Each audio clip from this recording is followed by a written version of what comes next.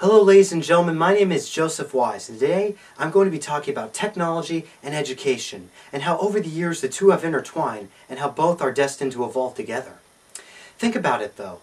The internet dominates a large portion of our life this day and age, and we rely on it from everything from communications to education to business. And the internet can be accessed through just about any sort of electronic device imaginable, from desktops to laptops to cell phones to even tablets. And that's a pretty big accomplishment considering that 20 years ago, the only way how the internet could be accessed is through big bulky desktops, and it was only primarily used for email. But there's been some quantum leaps in the past 20 years with technology and the internet. And likewise, education has been taking advantage of this technology boom to further strengthen the educational system. According to a report done by the National Center for Educational Statistics, back in 1994, for public schools, only 3% of public school classrooms were using the internet to help teach children and other students. But when 2004 came around, about 93% of classrooms were using the internet to help boost their school curriculum.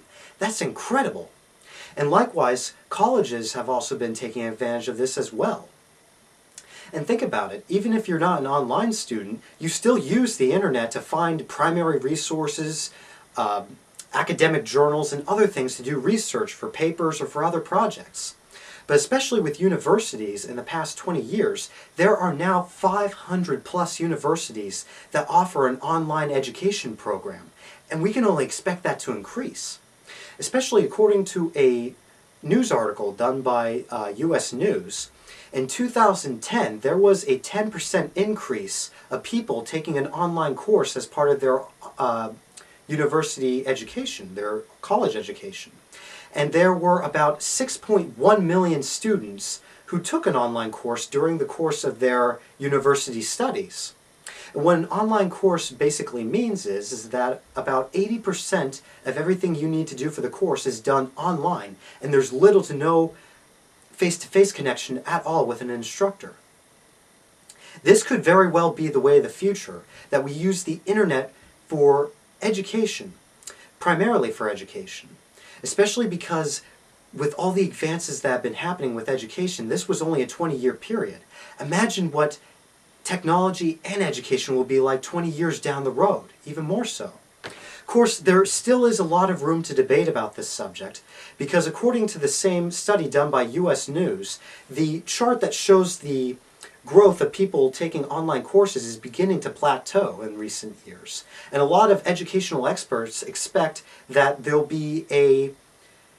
be as steady a climb of people taking online courses as there was about as much as 5 years ago.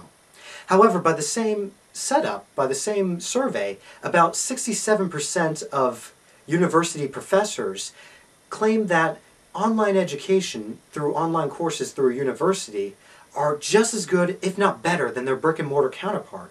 However, again, there is still bias because a lot of these universities professors who participated in this survey are online college professors. We're at a point right now where both the traditional idea of how you attend a university and the new up-and-coming online education through a university are beginning to butt heads. Only time will tell if one will become more sophisticated than the other. But for the fact that online education is tied to technology, and technology moves more miles in a day than an iceberg, is pretty incredible. And so by that setup, it is likely that online education, or education with technology, will eventually surpass brick-and-mortar universities. That's my projection anyway, take it as it is. But it's not just universities and K through 12 and high schools that are taking advantage of using technology and the internet to educate people. There are also a few individuals who are taking the opportunity to push it out even further. One individual who I most in particular admire is Mr. Salman Khan, author of the book The One World Schoolhouse. Mr. Khan is a very well-rounded, educated individual. He attended Massachusetts Institute of Technology, where he got his degree in electrical engineering, mathematics, and computer science. He also has a business degree from Harvard, so he is a very well-rounded individual when it comes to education. While working in Boston with a company of his, he had a young cousin in New Orleans, Louisiana, who was struggling with math. Her family reached out to Salman Khan because he was very good at math and he could help tutor his young cousin through the internet. Mr. Khan did exactly that. Using a Yahoo communications system and a digital notepad, he was able to tutor his younger cousin through the internet using a stylus on a computer to help write out problems and help her get past and through all these educational troubles that she had. His system for tutoring her was so effective that other family, relatives, and friends of Salman Khan wanted to get a chance to also get tutored by him through the internet. So in 2003, around the same time that he was educating his younger cousin, he had a lot of other people signing on who would communicate with him through Skype. And he would do these small little tutoring sessions about mathematics. The system was so effective that a lot of people started joining Skype to help to get tutored by Mr. Khan. However, trying to organize a schedule for a tutoring session through Skype proved to be extremely difficult for Mr. Khan, as so many different students or people who wanted to be tutored by him lived in so many different time zones, and it was very difficult to get everyone organized. It was then in 2006, a friend of Mr. Khan's recommended that he pre-record all of his tutoring sessions with the digital stylus and use YouTube as a means to stretch out to people. So that way, people who wanted a tutoring session from Mr. Khan, all they had to do was log on to his YouTube account, pull up any sort of lesson that they needed for mathematics, from anything from logarithms to basic arithmetic to even advanced calculus. Mr. Khan did exactly that. And he has, up to this day, I believe about 1,300,000 subscribers. His system was so effective that it also caught the attention of Bill Gates, the founder of Microsoft, who used Mr. Khan's YouTube videos to home educate his children in mathematics. Being so impressed with Mr. Khan's system, Mr. Gates reached out to Mr. Khan and offered to fund him with the Bill and Melinda Gates Foundation so that Mr. Khan could found his own educational foundation. Mr. Khan did exactly that, and he started his own website called thekhanacademy.org.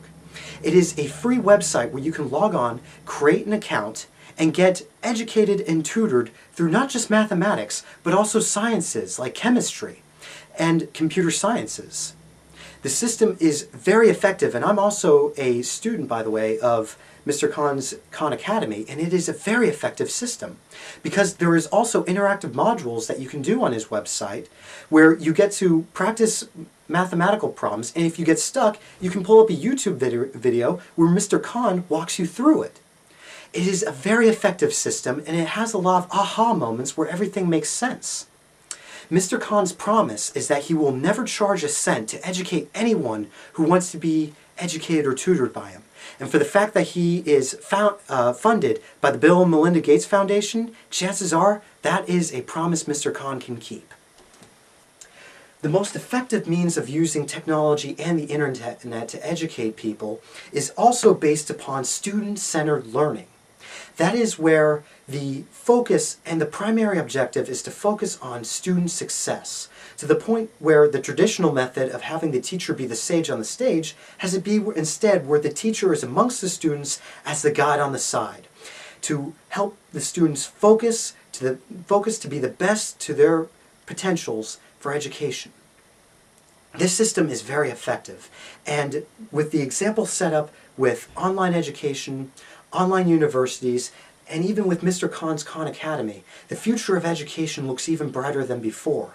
And for the fact that technology is still developing, and it will never stop developing, who knows what the future of education with technology may be like. It could be that it could be some sort of Star Trek setup in the future, where it could be a holographic room and a holographic, classroom. This is just me thinking about this, but such a thing is not impossible.